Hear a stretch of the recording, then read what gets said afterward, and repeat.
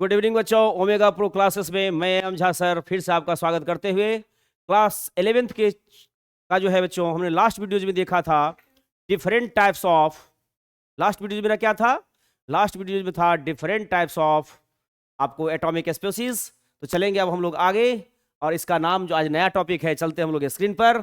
नया टॉपिक जो है बच्चों, मोल कंसेप्ट से पहले मैंने कहा था कि मोल कंसेप्ट को शुरू करने से पहले, मोल के कैलकुलेशन को शुरू करने से पहले हम लोग एक एक चीज को जान जाएंगे जिसकी की मोल में जरूरत होगी। ठीक है बच्चों, ये कोई नया टॉपिक है, एक बहुत ही महत्वपूर्ण टॉपिक है मिस्ट्री ऑफ केमिस्ट्री में। आज आपका हम रूबरू करवाने जा रहे हैं रेडिकल्स के साथ। तो चलिए बच्चों, स्क्रीन पर जहां लिखा हुआ है कि रेडिकल्स क्या होता है, इसके बारे में मैंने लिखा है charged species of group of atoms. ये बहुत महत्वपूर्ण पॉइंट है इसमें, charge species of group of atoms. ये बहुत ही महत्वपूर्ण पॉइंट है। ये जो है ना, ये पॉइंट बहुत ही महत्वपूर्ण है कि अगर ग्रुप ऑफ एटम्स हो और उस पर चार्ज हो तो उसको क्या कहेंगे हम लोग? रेडिकल्स कह देंगे।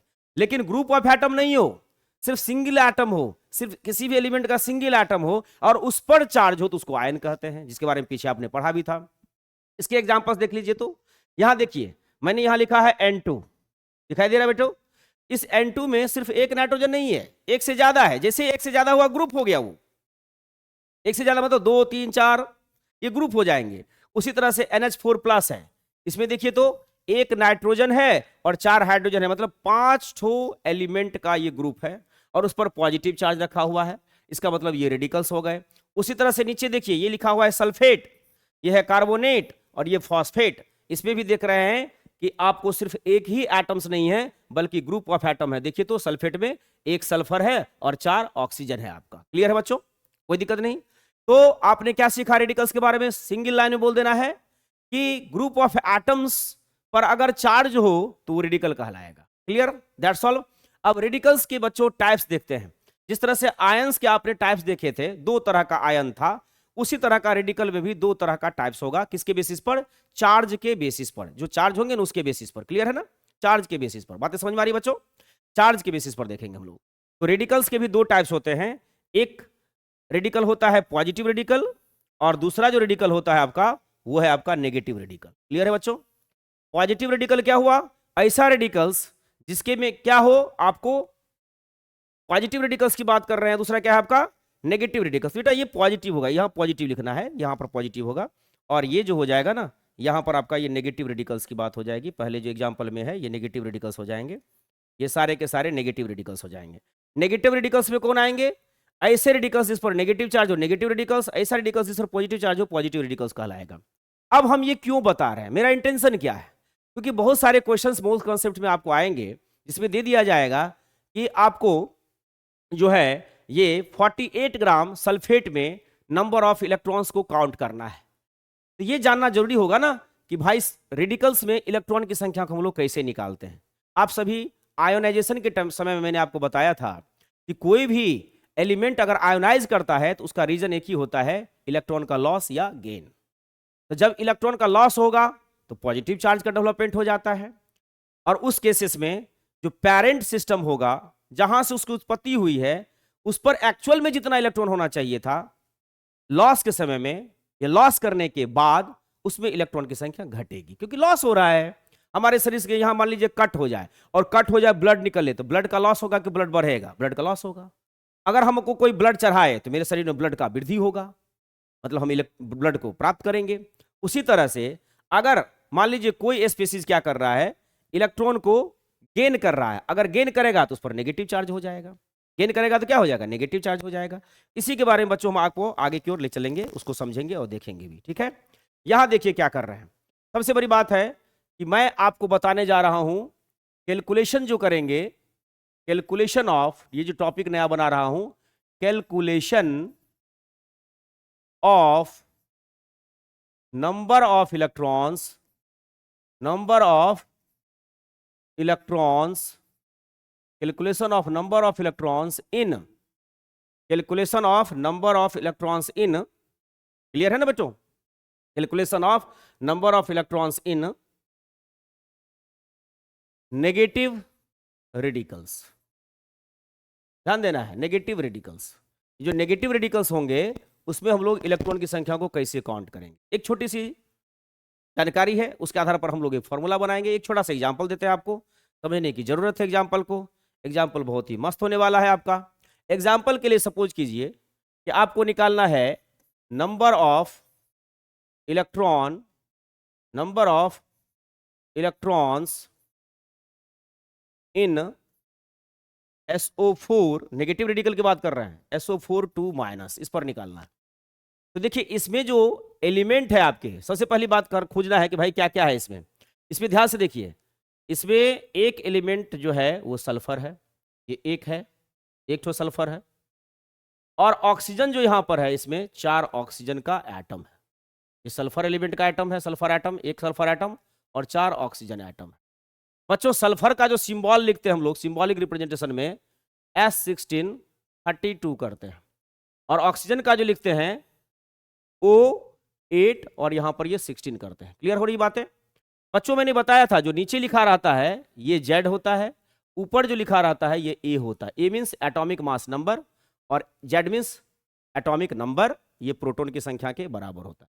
यहां पर प्रोटॉन बराबर आपका इलेक्ट्रॉन है, मतलब 16 है। यहां पर भी प्रोटॉन बराबर इलेक्ट्रॉन है और यही आपका Z है। क्लियर है? और यहां जो 16 लिखा है ये एटॉमिक मास नंबर। क्लियर है? बातें समझ में आ रही है बच्चों? कोई कंफ्यूजन नहीं है? अब ध्यान से देखना है, इसमें अगर हम लोग सल्फर में N निकालेंगे, N बराबर क्या होता है A माइनस पी। A है 32, P है 16, बराबर हो जाएगा 16। उसी तरह से अगर हम लोग ऑक्सीजन में निकालेंगे, ये ऑक्सीजन की बात कर रहे हैं, एक ऑक्सीजन में अगर निकालेंगे, यहां जो ऑक्सीजन है इसकी भी बात करें, यहीं से देख लीजिए जाए, एक ऑक्सीजन की बात हो रही है, ये एक ऑक्सीजन का है। याद देखिए मैंने सिर्फ एक ऑक्सीजन के बारे में लिखा है। इस एक ऑक्सीजन में अगर देखेंगे हम लोग N निकालेंगे, यहां भी N बराबर होगा A माइनस पी। तो कितना है आपका 16 माइनस 8 बराबर कितना हो जाएगा 8। N हो गया 8 और आपका इसका जो है P और E ये 8 है। सल्फर का P और E 16 है। क्लियर है?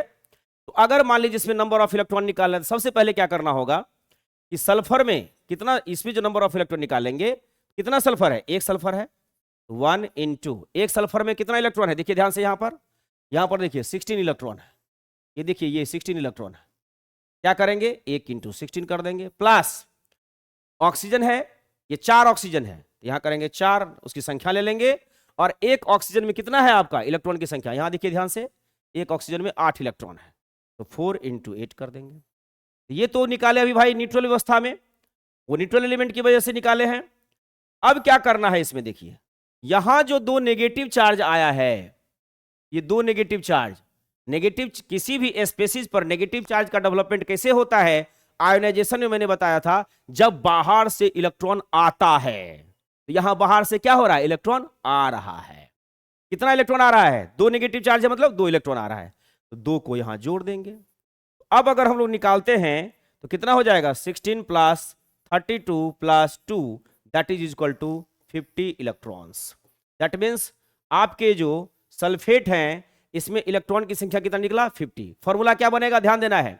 यहां देखिए ये क्या है, नंबर ऑफ, यहां जो 1 लिखे हैं ये है नंबर ऑफ S एटम, एक ठो है ना, इसीलिए एक ठो। यहां जो ये 4 लिखे हैं ये है नंबर ऑफ, किसके लिए, ये 4 किसके लिए है, ऑक्सीजन एटम के लिए, number of oxygen atom. Clear है? यहां जो ये 16 लिखे हैं ये क्या है, ये है Z ऑफ S, सल्फर का Z है, मतलब एटॉमिक नंबर है सल्फर का। यहां जो 8 लिखे हुए हैं ये क्या है आपको, Z ऑफ O, ऑक्सीजन का है एटॉमिक नंबर। क्लियर है? तो यहां से फॉर्मूला क्या बनेगा उसको ध्यान से देखिएगा। यहां हो जाएगा number of electrons in negative radical equal to sum of the atomic number, मतलब Z of its constituent element, of its constituent elements, मतलब जो भी कॉन्स्टिट्यूएंट एलिमेंट है, सल्फेट जो रेडिकल है इसका कॉन्स्टिट्यूएंट एलिमेंट क्या है, एक सल्फर और 4 ऑक्सीजन। एक सल्फर और 4 ऑक्सीजन का जो है एटॉमिक नंबर का हम लोग क्या करेंगे, सम करेंगे, योग करेंगे, जोड़ करेंगे। इतना नहीं जोड़ना है कि टूट जाए वो, ठीक है, जोड़ करेंगे। अब प्लस, बाहर से क्या देख रहे हैं, प्लस। यहां जो ये 2 लिखे हैं ये किसको रिप्रेजेंट करता है, ये रिप्रेजेंट करता है नंबर ऑफ नेगेटिव चार्ज को, ये रिप्रेजेंट करता है नंबर ऑफ नेगेटिव चार्ज को। क्लियर है ना, प्लस लिख देंगे number of negative charge, number of negative charge, जो चार्ज होगा नेगेटिव रेडिकल पर उसकी संख्या का योग करेंगे। तो बच्चों क्या देखे, इसके हेल्प से आपने एक फॉर्मूला बना लिया कि इलेक्ट्रॉन की संख्या नेगेटिव रेडिकल में कैसे निकाला जाए। क्लियर है ना। अब बात उठती है कि क्या सर प्रोटॉन के लिए भी यही फॉर्मूला लगाएंगे, क्या न्यूट्रॉन निकालने के लिए यही फॉर्मूला लगाएंगे? नहीं बच्चों, कभी नहीं। क्योंकि आप सभी को पता है कि जब कोई भी आयोनाइजेशन होता है तो प्रोटॉन और न्यूट्रॉन आपके न्यूक्लियस के अंदर रहता है, ये कभी भी बाहर नहीं निकलता है, इसलिए उसमें कहीं कोई चेंज नहीं होगा, या बाहर से प्रोटॉन या न्यूट्रॉन आयोनाइजेशन के दरमियान अंदर में नहीं आता है, इसलिए इसमें कोई चेंज नहीं होगा। मतलब अगर इसी का हम क्या करें, प्रोटॉन की संख्या को निकालें, और ध्यान देंगे अगर क्वेश्चन ये दे दिया जाए, find the number of P and N, मतलब proton and neutron in SO4 2 minus radical, इसमें दे दिया जाए SO4 2 माइनस में, ध्यान देना है। तो बच्चों यहां क्या करना है, इस चार्ज से कोई लेना देना नहीं है, इसके बारे में तो सोचना ही नहीं है। ये जो चार्ज है ना, इसके बारे में प्रोटॉन न्यूट्रॉन निकालते समय सोचना ही नहीं है। क्यों? क्योंकि प्रोटॉन न्यूट्रॉन में कोई लॉस नहीं होगा। तो आप यहां से ध्यान से देखेंगे, जब इसका हम सॉल्यूशन निकालेंगे ध्यान से देखिएगा क्या करना है। ये जो सल्फेट है SO4 2 माइनस, इस पर क्या देख रहे हैं, एक सल्फर एटम है इसमें, और इसमें क्या है, 4 ऑक्सीजन एटम है। क्लियर है बच्चों। और मैंने अभी कुछ देर पहले बताया कि सल्फर को सिंबलाइज करते हैं 1632 से, और ऑक्सीजन को सिंबलाइज करते हैं 816 से। क्लियर है। तो यहां पर ये हो गया इसका Z, तो Z बराबर है P और P बराबर है E। यहां पर ये हो गया ऑक्सीजन के लिए Z, तो Z बराबर P और P बराबर E। कोई दिक्कत नहीं ना। ऊपर जो ये है ये एटॉमिक मास नंबर A है, इसके ऊपर जो ये है ये भी एटॉमिक मास नंबर A है, सॉरी। क्लियर है। तो आप देखिए क्या करना है, ध्यान देने वाली बात है, समझना है इसको, कैसे समझेंगे, ध्यान देने वाली बात है, बहुत इंटरेस्टिंग है ये, this is very very interesting point. Okay, तो अब क्या करना है बेटा, ध्यान से समझिए। अब इसमें हमको चूंकि क्वेश्चन में कह रहा है प्रोटॉन निकालिए, तो भाई प्रोटॉन के लिए तो कोई झंझट नहीं है। सल्फर में 16 प्रोटॉन है और ऑक्सीजन में 8 प्रोटॉन है। प्रॉब्लम कहाँ है, न्यूट्रॉन के लिए, क्योंकि यहां न्यूट्रॉन नहीं पता चल रहा है।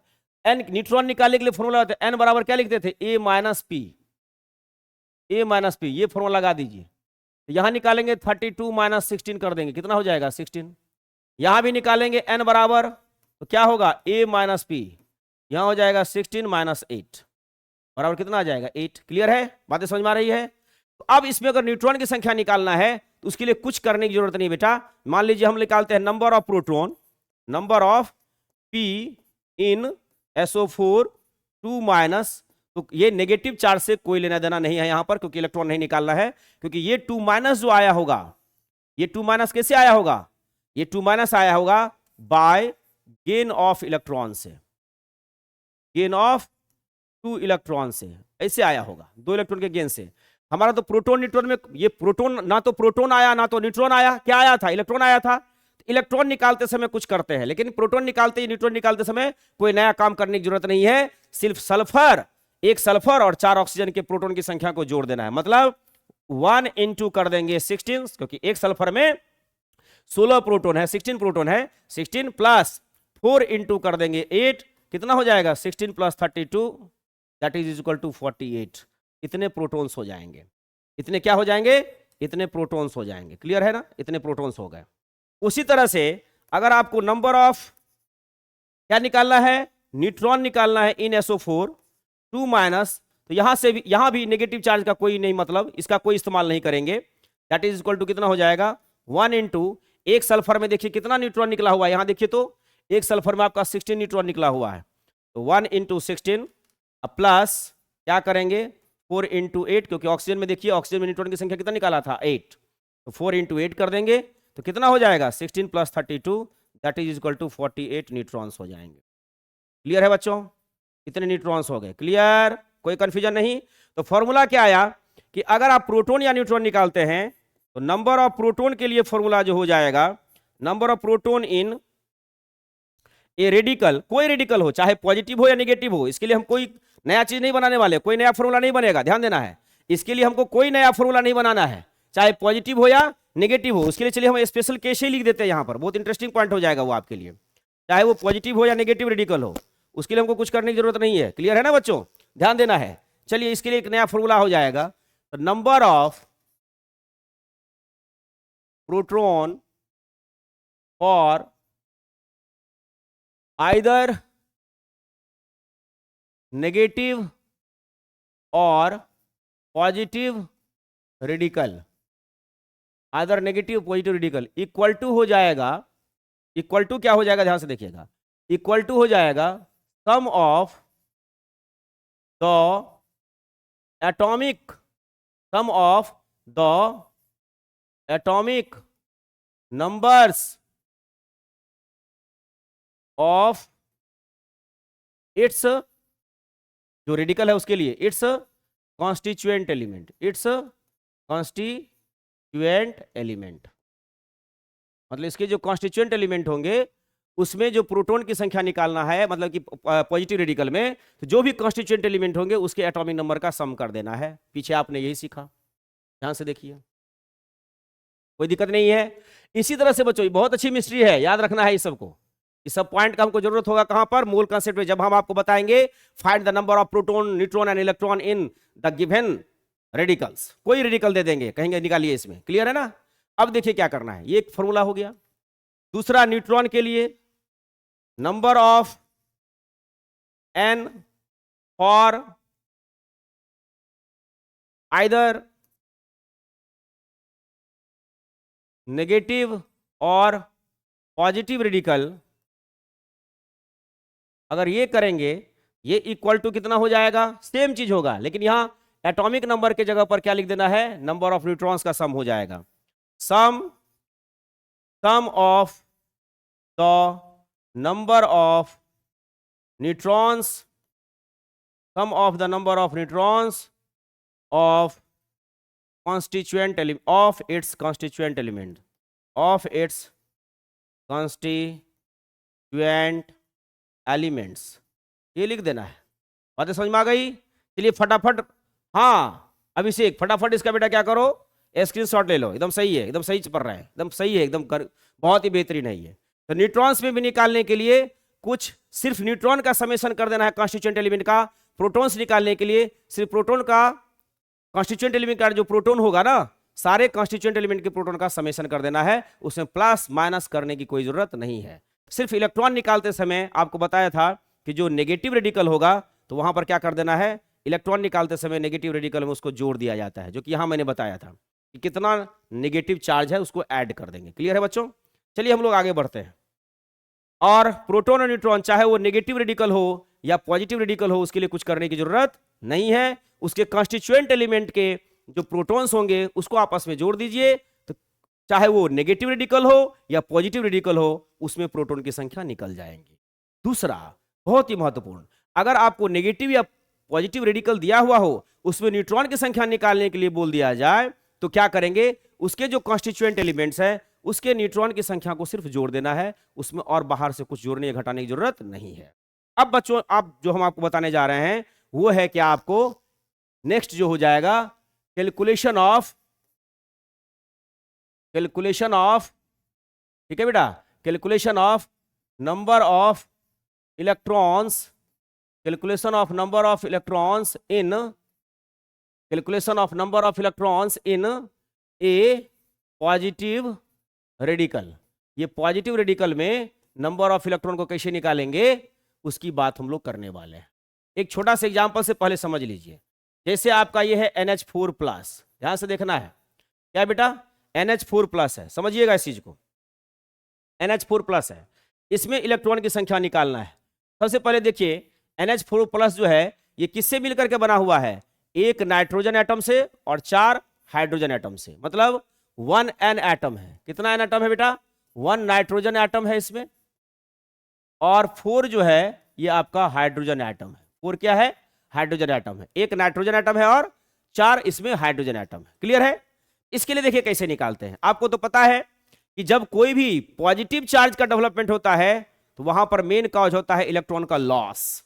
नेगेटिव चार्ज का डेवलपमेंट होता है तो इलेक्ट्रॉन का गेन, तो यहां तो लॉस हुआ होगा, क्लियर है ना, यहां 100% लॉस हुआ होगा। तो देखिए कैसे निकालते हैं इसके बारे में हम लोग। तो यहां पर जो अगर हम लोग नंबर ऑफ इलेक्ट्रॉन्स निकालेंगे, number of E in NH4 plus, E for electron बेटा, नंबर ऑफ ई मतलब इलेक्ट्रॉन की संख्या किसमें, NH4 प्लस में, तो दैट इज इक्वल टू हो जाएगा, क्या है भाई, कितना नाइट्रोजन है, एक नाइट्रोजन ना। अब एक नाइट्रोजन एटम का अगर सिंबल लिखा जाए किसके रूप में, एक नाइट्रोजन एटम का अगर हम लोग सिंबल लिखेंगे, ध्यान देना है, तो 714 लिखाता है। एक हाइड्रोजन एटम का लिखेंगे क्या लिखते हैं, 11। यहां पर हाइड्रोजन जो है ना, ये प्रोटियम आइसोटॉप है, ये ड्यूटेरियम नहीं है, याद रखना है। यहां पर जो ये 1 लिखा हुआ है ये प्रोटियम है, ड्यूटेरियम नहीं है, क्लियर है ना, कोई दिक्कत नहीं। चलिए थैंक यू। अब देखिए क्या हो गया, ये ऊपर में इसका ए हुआ, यहां ये जेड है, इसका ये ऊपर में ए हुआ, यहां ये इसका जेड है। क्योंकि ये न्यूट्रल है तो जेड बराबर पी बराबर ई, यहां भी न्यूट्रल है, जेड बराबर पी बराबर ई, क्लियर है। मतलब कि एक हाइड्रोजन में एक इलेक्ट्रॉन है, ध्यान से देखिएगा, लेकिन कितना हाइड्रोजन है यहां पर आपको 4 है, नाइट्रोजन कितना है, एक है, एक नाइट्रोजन में 7 इलेक्ट्रॉन है, ध्यान से देखिए। तो क्या करेंगे, 1 इंटू करेंगे 7 प्लस 4 हाइड्रोजन है तो 4 इंटू 1, ये जोड़ दीजिए।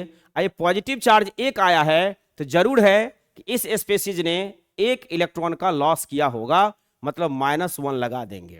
दैट मीन्स कितना हो गया, 7 plus 4 -1 that is equal to 11 - 1 equal to 10, clear है। 7 प्लस 4, क्योंकि 7 1 जा 7, 4 1 जा 4, -1 है तो 7 plus 4 that is equal to 11, उसमें से घटा देंगे, 10 इलेक्ट्रॉन्स आपके आ गए। तो यहां आपने एक फॉर्मूला सीखी, ये जो दोनों है, ये दोनों क्या है, ये दोनों है, ये जो अमोनियम है, अमोनियम में नाइट्रोजन एक है, एक नाइट्रोजन का और 4 हाइड्रोजन का जो एटॉमिक नंबर है उसका क्या है, यहां पर समेशन है, एटॉमिक नंबर का समेशन है। क्यों है भाई, क्योंकि ये जो है इलेक्ट्रॉन की संख्या न्यूट्रल स्टेट में किसके बराबर होता है, एक नाइट्रोजन का, प्रोटॉन के बराबर, एटॉमिक नंबर के बराबर। इसके लिए जो फॉर्मूला आ गया वो फॉर्मूला ध्यान से देखेंगे, ये हो जाएगा number of electrons in positive radical, in positive radical that is equal to हो जाएगा sum of the atomic, sum of the atomic numbers of its constituent element, of its constituent element कर देना है बेटा, एकदम ध्यान से सही कर रहे हैं अभिषेक, हाँ रविशंकर सही है बेटा। अब माइनस क्या कर देंगे, कितना पॉजिटिव चार्ज है, एक ठो, minus number of positive charge, number of क्या कर देना बेटा, number of positive charge, minus number of क्या कर देना है, पॉजिटिव चार्ज, क्लियर है ना। पॉजिटिव चार्ज की संख्या को घटा देना है, जितनी संख्या में पॉजिटिव चार्ज है उसको क्या करना है, घटा देना है। ये एक फॉर्मूला हो गया किसके लिए, नंबर ऑफ इलेक्ट्रॉन्स किस में निकालने के लिए, पॉजिटिव रेडिकल में निकालने के लिए। अब बच्चों इससे संबंधित बातें समझ में आ गई है ना, ओके ओके ओके। अभिषेक इसका स्क्रीनशॉट लेना है, ठीक है बेटा, जल्दी से स्क्रीनशॉट लीजिए, हम काउंट कर रहे हैं, जल्दी से स्क्रीनशॉट ले लीजिए। तो हाँ ठीक है, ओके थैंक यू, हो गया। चलिए आगे बढ़ते हैं। अब देखिए इससे संबंधित क्वेश्चन करते हैं, बहुत आसान सा क्वेश्चन होगा, एक छोटा सा क्वेश्चन देते हैं। क्वेश्चन क्या है, find the number of electron, proton and neutron in CO3 - radical. ये जो CO3 - रेडिकल है उसमें निकालना है, ठीक है बेटा, ध्यान देना है। CO3 - रेडिकल, एक पॉजिटिव रेडिकल भी ले लेते हैं, अच्छा रहेगा ना, एक पॉजिटिव रेडिकल भी ले देते हैं, ठीक रहेगा। एंड NO2 प्लस रेडिकल, दो ठो ले लेते हैं, कैटायन भी, एनायन नेगेटिव वाला भी और पॉजिटिव वाला भी, क्लियर है बेटा, ये क्वेश्चन है। अब चलिए इसके आंसर पर चलते हैं हम लोग, देखिए इसका आंसर कैसे निकालेंगे, बहुत इंटरेस्टिंग है, आंसर मस्ती से आ जाएगा आपका, कुछ नहीं है इसमें, सारा चीज तो क्लियर है, कहीं कुछ कहाँ है। तो आपके यहाँ पर क्या है, दो तरह की बातें हो रही है ना कि नहीं हो रही है, मतलब कि ये जो है, ये सबसे पहले सिलेक्ट कर लेना है कि सर ये जो मेरा हुआ ये नेगेटिव रेडिकल हुआ, क्लियर हुआ, पहले ये सिलेक्ट कर लीजिए हमेशा, तो आपका दिमाग इमीडिएटली वर्क कर जाएगा कि करना क्या है। और ये जो है इस पर पॉजिटिव चार्ज है, मतलब ये आपका पॉजिटिव रेडिकल हुआ, क्लियर है ना, ये पॉजिटिव रेडिकल हुआ। क्लियर है? अब करना क्या है, इसके दोनों में अलग अलग, मतलब इसमें भी निकालना है इलेक्ट्रॉन प्रोटॉन न्यूट्रॉन और उसमें भी निकालना है इलेक्ट्रॉन प्रोटॉन न्यूट्रॉन। तो देखिए बेटा क्या कर रहे हैं हम, ध्यान से देखेंगे इसको। चलिए फटाफट यहां पर आइए आंसर पर, यहां हम लोग चलते हैं आंसर पर। आंसर में कैसे चलेंगे, तो सबसे पहले हम आंसर के बारे में जब बात कर रहे हैं तो चलिए हम निकाल लेते हैं किसमें, ये CO3 2 माइनस में, और दूसरा जो है आपका वो है NO2 प्लस में। ठीक है, तो अब इसमें इलेक्ट्रॉन की संख्या निकालना है। पहला है इलेक्ट्रॉन की संख्या, तो चलिए हम लोग करते हैं नंबर ऑफ इलेक्ट्रॉन। फॉर्मूला क्या बताए थे बेटा, फॉर्मूला था जो कॉन्स्टिट्यूएंट एलिमेंट है। कौन कौन कॉन्स्टिट्यूएंट एलिमेंट है, कार्बन है और 3 ऑक्सीजन है, तो दोनों के एटॉमिक नंबर का सम कर दीजिए। कार्बन का एटॉमिक नंबर कितना होता है, 6। वेरी गुड आशीष, एकदम सही कह रहे हो, 6। कितना कार्बन है, 1, 1 इंटू कर देंगे 6, प्लस ऑक्सीजन का एटॉमिक नंबर कितना होता है, बताइए जल्दी से, ऑक्सीजन का एटॉमिक नंबर बेटा, हाँ हाँ जल्दी बताएंगे, 8 होता है। वेरी गुड, तो कितना ऑक्सीजन है, 3 ऑक्सीजन है, तो कर देंगे कितना यहां पर, 3 इंटू 8। क्लियर हो गया, चलिए इसको ब्रैकेट में क्लोज कर लीजिए। अब इलेक्ट्रॉन निकालते समय मैंने कहा था चूंकि ये क्या है, नेगेटिव है, तो जरूर 2 इलेक्ट्रॉन आया होगा तब ये 2 नेगेटिव चार्ज का डेवलपमेंट हुआ होगा। ये जो 2 नेगेटिव चार्ज देख रहे हैं इसको हम सर्किल कर रहे हैं, देख रहे हैं ना, ये तब हुआ होगा जब 2 इलेक्ट्रॉन बाहर से आया होगा। तो नेगेटिव चार्ज की संख्या 2 है, उसको ऐड कर दीजिए, सॉल्व करिए। 1 6 जा 6 हो गया, 3 8 जा 24, अब प्लस यहां पर हो गया 2, सॉल्व करेंगे तो 6 + 24 30 plus 2 that is equal to 32 electron. 32 electron निकल गया। क्लियर हुआ, समझ में आ गई बातें। अब चलिए इसमें निकालते हैं नंबर ऑफ, क्या निकालेंगे, नंबर ऑफ प्रोटॉन। तो मैंने कहा था ना, चाहे आपका नेगेटिव रेडिकल हो या पॉजिटिव रेडिकल हो, उसमें सिर्फ प्रोटॉन और न्यूट्रॉन निकालने के लिए जब प्रोटॉन निकालेंगे तो सिर्फ एटॉमिक नंबर का समेशन कर देना है, और उसके बाद कुछ भी बाहर से जोड़ घटाव करने की जरूरत नहीं है। तो चलिए प्रोटॉन की संख्या निकालते हैं। तो कार्बन का एटॉमिक नंबर कितना होता है, 6। एक कार्बन है तो 1 इंटू 6 कर दीजिए, प्लस कितना ऑक्सीजन है, 3 है तो 3 इंटू 8 कर दीजिए। एक ऑक्सीजन का 8 होता है एटॉमिक नंबर, और दोनों को जोड़ दीजिए बेटा, तो 6 + 24 that is equal to 30 proton. Clear हुआ। उसके बाद नंबर ऑफ न्यूट्रॉन निकालना है। यहां फंसता है बच्चा, नंबर ऑफ न्यूट्रॉन निकालने में फंसता है। फंसने की जरूरत है ही नहीं, क्यों फंसेंगे भाई, हम फंसने के लिए आए हैं, हम निकलने के लिए आए हैं कि फंसने के लिए आए हैं, हम तो निकलने के लिए आए हैं, तो निकलेंगे। देखिए कैसे निकलते हैं, फटाक से देखिए इसको। अब देखिए आप इसमें देखिए 2 एलिमेंट है, एक है कार्बन, तो कार्बन को सिंबलाइज करते हैं 6 12 इस तरह से। ऑक्सीजन है 8 16। आपको पता चल गया ना, एक कार्बन में कितना न्यूट्रॉन निकलेगा, इस कार्बन, एक ठो कार्बन में कितना न्यूट्रॉन निकलेगा, n की संख्या हो जाएगी 12 में से 6 को घटा दीजिए, 12 - 6 that is equal to 6। Oxygen में 16 - 8 that is equal to 8, n is equal to 8 निकला। कहीं कोई कंफ्यूजन नहीं है। एक कार्बन में 6 न्यूट्रॉन, एक ऑक्सीजन में 8 न्यूट्रॉन।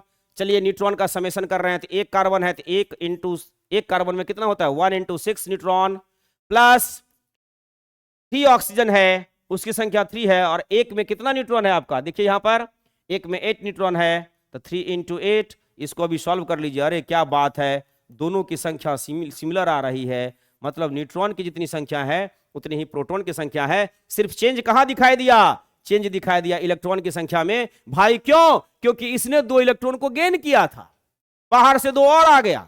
हमारे घर में 10 आदमी है, 2 बाहर से और आ जाए तो क्या कहेंगे, 10 ही आदमी है। कोई पूछेगा बताओ तुम्हारे घर में कितना आदमी अभी, तो क्या कहेंगे 10 तो पहले से था, 2 बाहर से आ गया तो कितना हो गया 12 आदमी। 12 काउंट करेंगे ना, 12 आदमी हो गए कि 12 मैन हुए कि नहीं हुए। क्लियर हो गया ना, बहुत अच्छी बात है। अब उसी तरह से बेटा इसका निकालना है, फटाफट इसका भी निकाल लेते हैं हम लोग। कितना आसान है देखिए, इसमें ही पता कर लीजिए पहले। इसके 2 कॉन्स्टिट्यूएंट एलिमेंट है, एक है नाइट्रोजन और दूसरा ऑक्सीजन। एक है नाइट्रोजन और दूसरा क्या है, ऑक्सीजन। ऑक्सीजन की संख्या कितनी है, 2 ठो, नाइट्रोजन की संख्या कितनी है, 1 ठो। तो चलिए सबसे पहले यहां इसको सॉल्व करने से पहले हम एक काम कर लेते हैं भाई।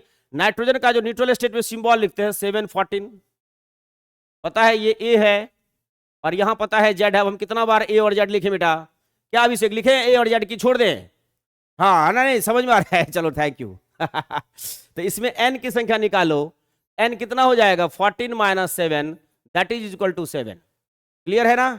अब इसमें निकालना है ऑक्सीजन, दूसरा ऑक्सीजन है, ऑक्सीजन का ऑलरेडी यहां निकाल चुके थे, फिर वहां निकालने की क्या जरूरत है, यहीं से देख के वहां समझिए।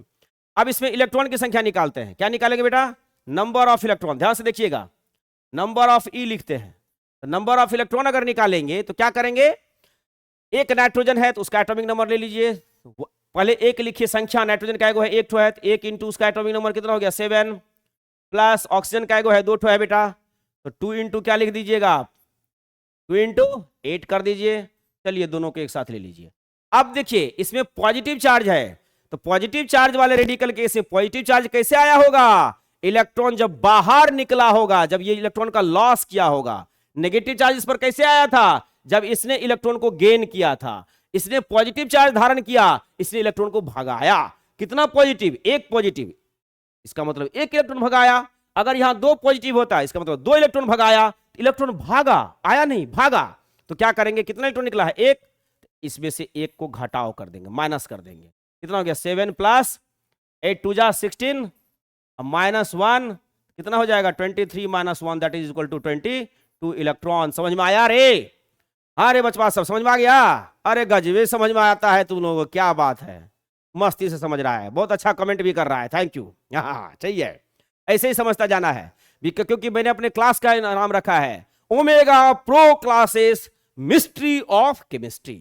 समझ में आ रहा है, तो केमिस्ट्री की सारी जादू समझ में आ रही है, कोई जादू टोना नहीं काम करेगा, आपका सिर्फ जादू और टोना काम करेगा, क्योंकि आप एम झा के सर के साथ हैं। समझ में आ रहा है कि नहीं, चलिए आगे अब निकालते हैं नंबर ऑफ प्रोटॉन्स। क्या निकालेंगे बेटा, नंबर ऑफ पी निकालते हैं। अरे भैया मेरे पी निकालने के लिए तो बहुत आसान है, क्या बात है, एकदम फटाक से जवाब दे दिया लड़का, अरे अमृतांशु कमाल कर दिया, हाँ एकदम सही कह रहा है, हाँ एकदम 23, वेरी गुड, क्या बात है 23 हो जाएगा, क्योंकि ये वाला पोर्शन तो करना ही नहीं है, माइनस वाला, ये वाला तो काम हमको करना ही नहीं बेटा, ये जो -1 किए थे प्रोटॉन में तो करेंगे ही नहीं, क्योंकि तो निकला ही नहीं होगा, एकदम सही कर रहे हैं। तो एक नाइट्रोजन में 7 प्रोटॉन है, तो 1 इंटू 7 प्लस 2 ऑक्सीजन है, तो एक ऑक्सीजन में 8 होता है, तो 8 से मल्टीप्लाई कर दीजिए, तो 2 इंटू 8 हो गया, तो कितना हो जाएगा यहां पर देखिए, तो 7 plus 16 that is equal to 23। अब कुछ समझ में आया, वैसे भी पता चल रहा है कि प्रोटॉन ज्यादा था और इलेक्ट्रॉन क्या था, कम था। तो आपको शुरू में भी बताए थे आयन में, जब प्रोटॉन ज्यादा हो इलेक्ट्रॉन की संख्या कम हो तो पॉजिटिव चार्ज, अगर इलेक्ट्रॉन की संख्या ज्यादा हो प्रोटॉन कम दिखाई दे रहा है तो नेगेटिव चार्ज। क्लियर हो रहा है कि नहीं हो रहा है, दैट्स गुड। जोर घटाव है कि नहीं है, अरे जोर घटाव ही रहे ये। अब देखते हैं हम लोग न्यूट्रॉन की संख्या निकालेंगे। अरे हमारे बनाने से पहले ही देखो अभिषेक बोल दिया कि सर इसमें न्यूट्रॉन की संख्या हो जाएगी 23। तो गजबे बोलता है यार, इतना आसान हो गया जी केमिस्ट्री तुम्हारे लिए, क्या बात है, एकदम सही चल रहे हो। यहां पर कितना हो जाएगा 1 इंटू 7, यहां पर भी करेंगे 2 इंटू 8 करेंगे। क्लियर आ रही बात है, कितना हो जाएगा 7 plus 16 that is equal to 23 neutron. Proton भी हो गया 23, न्यूट्रॉन भी हो गया 23, लेकिन इलेक्ट्रॉन एक घटा, एक कम हो गया। क्यों कम हुआ, क्योंकि पॉजिटिव चार्ज एक डेवलप किया, जरूर इसमें से एक इलेक्ट्रॉन भागा होगा। बातें समझ में आ गई। तो इस तरह से आपने आज क्या देखा कि भाई रेडिकल्स क्या होता है, रेडिकल कितने तरह के होते हैं, उसमें इलेक्ट्रॉन प्रोटॉन की संख्या की गणना कैसे करेंगे। बातें समझ में आ गई, कोई दिक्कत नहीं ना। चलिए बहुत बहुत बहुत धन्यवाद, शानदार ढंग से आप इसको देख लिए। अब आगे चलते हैं, आगे क्या करते हैं, आगे एक छोटी सी चीज आपकी बची हुई है, उसको कंप्लीट करने के साथ ही मोल कंसेप्ट में महासंग्राम हम लोग चालू करेंगे न्यूमेरिकल का, mystery of numerical, not numerical problem, problem नहीं लाना है, उसकी मिस्ट्री ले आना है। क्लियर है ना, दैट्स गुड। चलिए अब हम लोग चलते हैं, यहां पर एक बहुत इंटरेस्टिंग टॉपिक पे बढ़ाएंगे, उसको कहते हैं हम लोग जैसे कि मॉलिक्यूलर मास। क्या कहते हैं बेटा, मॉलिक्यूलर मास, मॉलिक्यूलर मास। इसको पढ़ाने से पहले molecular mass of a substance, molecular mass of a substance, इसके बाद में जानेंगे हम लोग। किसके बारे में जानेंगे, molecular mass of a substance के बारे में जानेंगे। ये बहुत ही महत्वपूर्ण है। This is the best mystery of chemistry, this is the best mystery of chemistry. Waste नहीं है, बेस्ट है। बात समझ में आ रही है। तो चलिए इसको देखते हैं कैसे समझेंगे। एक ट्रिक बताते हैं, atomic mass of an element पढ़े थे ना हम लोग, भूल गए, याद है ना। हाँ देखिए एक बार फिर से दिखला देते हैं। हाँ हाँ हाँ बहुत अच्छा है, चलिए देखिए इसको। Atomic mass of an element पढ़े थे, देखिए कितना मस्ती में हम लोग, गजब का था वो। Atomic mass of an element पढ़े थे, बहुत मस्ती का चीज था वो। Atomic mass of an element पढ़े थे, बहुत ही मस्ती का चीज था। देखो ध्यान से, एकदम समझ जाएंगे, कुछ बड़ी चीजें नहीं है, बहुत महत्वपूर्ण चीज नहीं है, आसान सा चीज है। ये देखिए पेज नंबर 1 को हम आपके सामने ले आए, ध्यान से समझिएगा। ये पेज नंबर 1 आपके सामने आपके स्क्रीन पर टकाटक टकाटक ट्यों ट्यों ट्यों करके दिखाई दे रहा है, दिखाई दे रहा है। हाँ, आपके स्क्रीन पर पेज नंबर 1, जिसमें मैंने आपको बताया था एटॉमिक मास के बारे में, जिसको कहा था एम।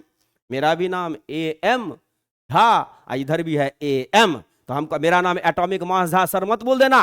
क्लियर है ना? चलो थैंक यू। अब देखिए यहां पर एटॉमिक मास के बारे में, और यहां एटॉमिक को हटा करके हम मॉलिक्यूलर अगर लिख देंगे, एक नई बातें हो जाएंगी। मॉलिक्यूलर मास कर देंगे तो atomic mass of an atom था, तो जब मॉलिक्यूलर मास लिखना है तो क्या लिखेंगे?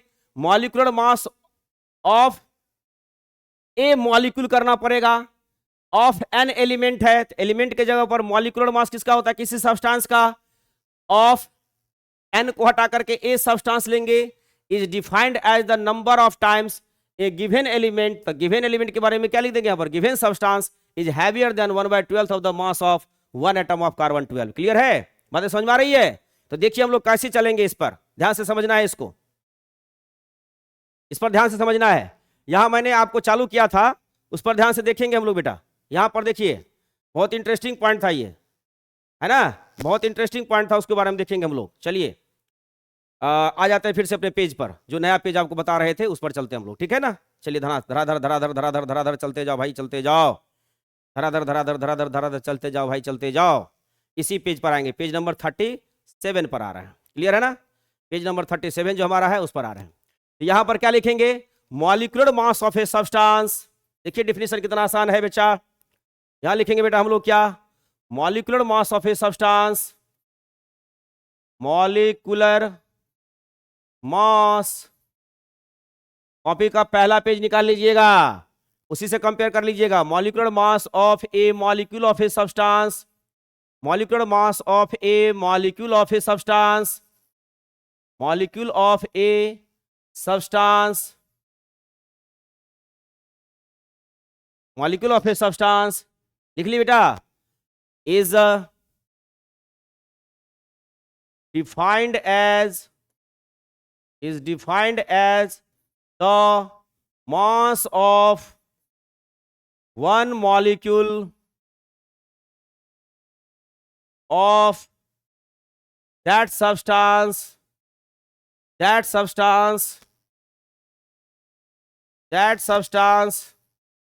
heavier than that substance heavier than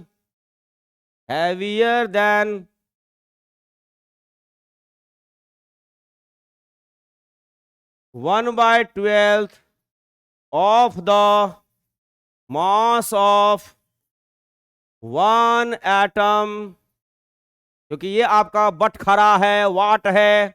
1 atom of carbon 12, ये चलेगा। Molecular mass of A molecule of a substance is defined as the mass of one molecule of that substance heavier than 1/12 of the mass of one atom of carbon 12। ये जो लिखते हैं बच्चों यहां से यहां तक, ये जो हम लोग लिखते हैं यही आपका है 1 AMU। क्या है आपका? 1 AMU है। क्लियर है?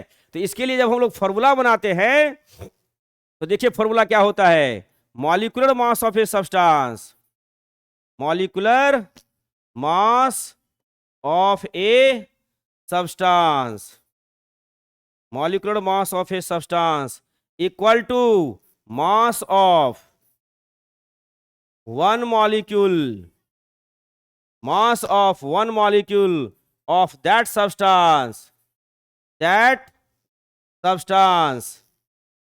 हम हट रहे हैं बेटा। अच्छा अभिषेक बोल रहा है हट रहे हैं, चलो।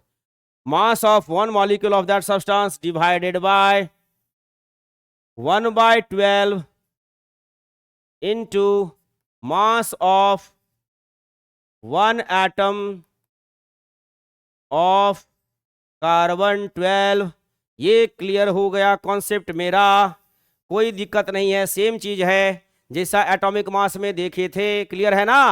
बातें समझ में आ रही है? अब इसका एक जनरल फॉर्मूला बता रहे हैं, समझना इस बात को। क्या इंपॉर्टेंट पॉइंट हुआ?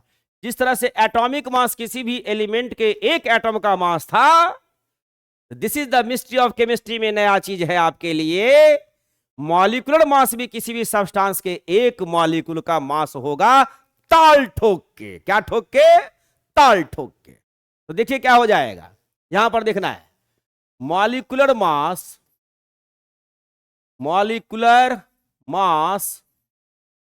Of a substance represent the mass of one molecule, एक मॉलिक्यूल, ताल ठोक के, वन मॉलिक्यूल, हाँ अभी से एकदम ताल ठोक के, one molecule of that substance. ये की पॉइंट है या ये मिस्ट्री पॉइंट है, this is called mystery point. ये आपका है मिस्ट्री पॉइंट, ये मिस्ट्री पॉइंट है। किसका मिस्ट्री पॉइंट है? ये मिस्ट्री पॉइंट है मॉलिक्यूलर मास का। किसका मिस्ट्री पॉइंट है बेटा? मॉलिक्यूलर मास का मिस्ट्री पॉइंट है। बातें समझ में आ गई? अब इसके लिए एक छोटा सा बात बता रहे हैं। अब उतना पीछे वाले जो ये फॉर्मूला है इससे निकालेंगे, समझ में आ रहा है कि नहीं आ रहा है? इससे निकालेंगे तो बहुत बहुत बहुत बहुत मुश्किल होना शुरू हो जाएगा। नानी भी याद आ सकती है, दादी भी याद आ सकती है। तो चलिए आसान करते हैं, ना नानी याद आए ना दादी याद आए, क्या याद आ जाए भाई मेरे, उसके बारे में देखते हैं। पेज नंबर इस पर आइए। तो ये अगर एक लाइन में लिखें तो molecular mass of a substance equal to हो जाएगा मेरा बेटा sum of the atomic masses of its constituent element, जिससे मिलकर के वो बना हुआ है। काहे मथा फुरवाल करे हैं फॉर्मूला पर जाकर के, एकदम मथा फुरवाल नहीं करवाना है, आसानी से बना देना है। क्या हो जाएगा? Sum of the atomic masses of its constituent elements. Clear है ना बेटा?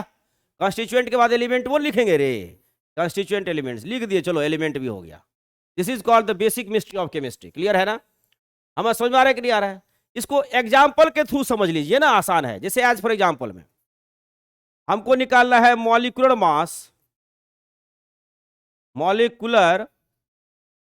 Mass of glucose. फॉर्मूला क्या होता है बेटा? C6H12O6, यही तो फॉर्मूला है ग्लूकोज का। समझ में आ रहा है ना? अब ध्यान से देखिए, C6H12O6 है, तो आपने क्या पढ़ा है भाई अभी तक में कि जो कार्बन है, कार्बन का एटॉमिक मास होता है 12 AMU, ऑक्सीजन का एटॉमिक मास होता है 16 AMU, हाइड्रोजन का एटॉमिक मास होता है 1 AMU। क्लियर है? बातें समझिए। तो यहां पर देखिए कितना कार्बन है आपका? 6 कार्बन है। 6 कार्बन का मास लेना है तो 6 इंटू, एक कार्बन का होता है 12, तो 6 इंटू 12 AMU कर दीजिए। बातें समझ में आ गई? कहीं नहीं जाना होगा, ना हमको नानी याद आ रही है ना दादी याद आ रही है, फटाफट हो रहा है। क्लियर है ना? 6 इंटू 12 AMU प्लस कितने हाइड्रोजन है बेटा? 12 12 मतलब 12, हाँ 12 इंटू 1 AMU, क्योंकि एक हाइड्रोजन का होता है 1 AMU, प्लस क्या करेंगे बेटा? प्लस कर देना है। कितना ऑक्सीजन है? देखिए 6, तो 6 इंटू 16 AMU। क्लियर है? 16 AMU। इस तरह से सॉल्व करेंगे तो 6 12 जा होगा 72, प्लस 12 1 जा 12, प्लस 6 16 जा 96। ब्रैकेट से बाहर कर दीजिए AMU, क्योंकि सब में AMU का ठप्पा लगा हुआ है। क्या लगा हुआ है? ठप्पा, है ना? ये पुष्पा की तरफ ब्रांड है, AMU ब्रांड। कौन सा ब्रांड है ये? AMU brand. कौन सा ब्रांड है? AMU brand. तो सबको जोड़िए तो 72 प्लस 12 कितना हो जाएगा बेटा? दिमाग से ही जोड़ दीजिएगा। 84 में 96 को जोड़ दीजिए, 180 AMU। क्लियर हुआ? क्लियर हुआ कि नहीं हुआ? तो आज के मिस्ट्री ऑफ केमिस्ट्री में मैंने आपके क्या बताया? मॉलिक्यूलर मास के बारे में, रेडिकल्स के बारे में। तो बच्चों, मॉलिक्यूलर मास को निकालना बहुत ही आसान, समझ में आया? कहीं कोई दिक्कत नहीं हुई? तो मिस्ट्री ऑफ केमिस्ट्री में आज का जो टॉपिक था, सारे बच्चों को लाजवाब ढंग से, अरे क्या बात है, हाँ रवि रंजन क्या बात है, एकदम सही कह रहे हो, प्रियांशु सही कह रहे हो एकदम, अरे अमृतांशु, सबको समझ में आ गया? चलिए थम्स अप कर दीजिएगा एक बार भाई, लाइक भी सब्सक्राइब करते ही रहते हैं आप लोग, थम्स अप भी करते रहिएगा। ठीक है, तो आज के लिए इतना ही। Thank you everybody, thank you so much. फिर मिलेंगे अगले क्लासेस में नए जोश और नए खरोश के साथ, और वहां शुरू करेंगे न्यूमेरिकल, किसका, मोल कॉन्सेप्ट का नाम होगा संग्राम। किसका संग्राम? महासंग्राम। किसका महासंग्राम? मिस्ट्री ऑफ न्यूमेरिकल का महासंग्राम। आज के लिए इतना ही, धन्यवाद, थैंक यू सो मच, शुभ रात्रि। आप लोग सो जाएं, नहीं पढ़े। Thank you.